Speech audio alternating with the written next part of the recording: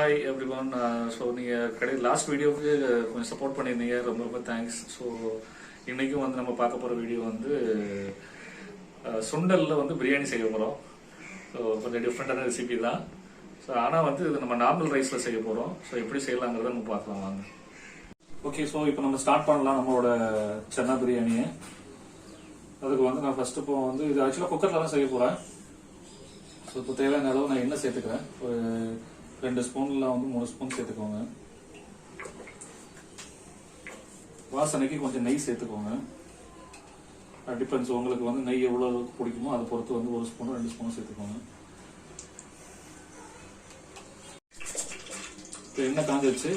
So நம்ம இதில் வந்து சோம்பு போட்டுக்கலாம், பெருஞ்சீரகம். ஸோ பெருஞ்சீரகம் காஞ்சதுக்கப்புறம் நம்ம தேவையான வாசனை பொருட்கள், அதாவது ஏலக்காய், பிரியாணி இலை, பட்டை, ஸோ இந்த மாதிரி விஷயங்கள்லாம் நம்ம சேர்த்துக்கலாம். ஸோ நம்மளோட வாசனை பொருட்களை வந்து அதுக்குரிய வாசனை பொருட்கள். இப்போ நம்ம வெங்காயத்தை போட்டோம்னா, வெங்காயம் வந்து 3 பெரிய வெங்காயம் கட் பண்ணியிருக்கேன்.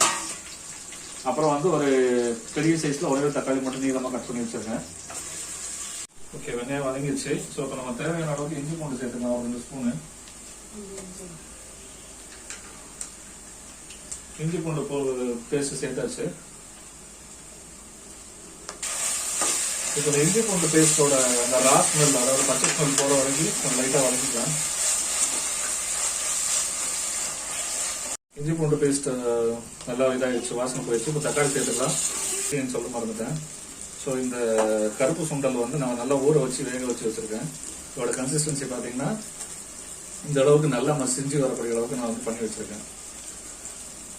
ஸோ இப்போ தக்காளி நல்லா வதங்கிடுச்சு. இதில் வந்து நம்ம இப்போ வேக வச்சு வச்சிருந்த இந்த சுண்டலை வந்து நம்ம போட்டுட்டு மிக்ஸ் பண்ணிடலாம்.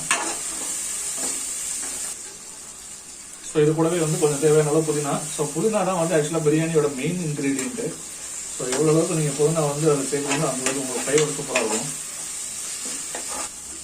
ஸோ இப்போ புதினா எந்த அளவுக்கு முக்கியமோ அதே மாதிரி வந்து தயிரும் வந்து இந்த பிரியாணிக்கு வந்து முக்கியமான ஒரு இன்க்ரீடியன்ட். ஸோ நான் அதில் 1 கப் அளவுக்கு தயிர் சேர்த்துக்கிறேன். இப்போ வந்து நான் மசாலா என்னென்ன சேர்க்க போறேன்னா வந்து கரம் மசாலா வந்து ஒரு 1.5 ஸ்பூனு, அப்புறம் பிரியாணி மசாலா வந்து ஒரு 2 ஸ்பூன் சேர்த்துருக்கேன். அப்புறம் தேவையான அளவு உப்பு சேர்த்துக்கோங்க. உப்பு தேவையான அளவு. ஓகே, ஸோ இப்போ சூப்பரான கிரேவி கன்சிஸ்டன்சிக்கு வந்துருச்சு.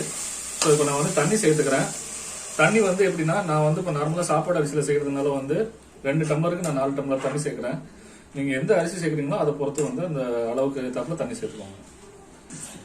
ஸோ இப்போ 4 டம்ளர் தண்ணி சேர்த்தாச்சு. சேர்த்துட்டு இது ஒரு கொதி வர வரைக்கும் வெயிட் பண்ணுங்க. அது ஒரு கொதி வந்ததுக்கு அப்புறம் நம்ம வந்து அரிசி சேர்த்துட்டு, அதே மாதிரி விசிலும் பார்த்தீங்கன்னா வந்து நீங்கள் யூஸ் பண்ணுற ரைஸ் பொறுத்து அதுக்குரிய அளவுக்கு விசில் வச்சுக்கோங்க. இப்போ நான் சாப்பாடு அரிசிங்கிறதுனால 4 விசில் வைக்கிறேன்.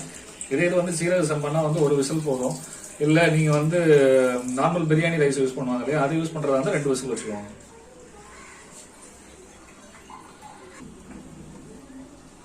ஓகே, ஸோ இப்போ நல்லா கொதி வந்துடுச்சு.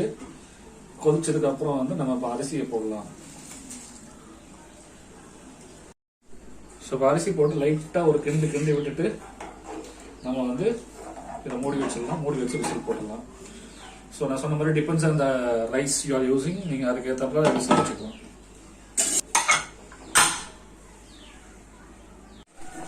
ஓகே, ஸோ இப்போ நம்ம ஓப்பன் பண்ணலாம். வாவ், செம.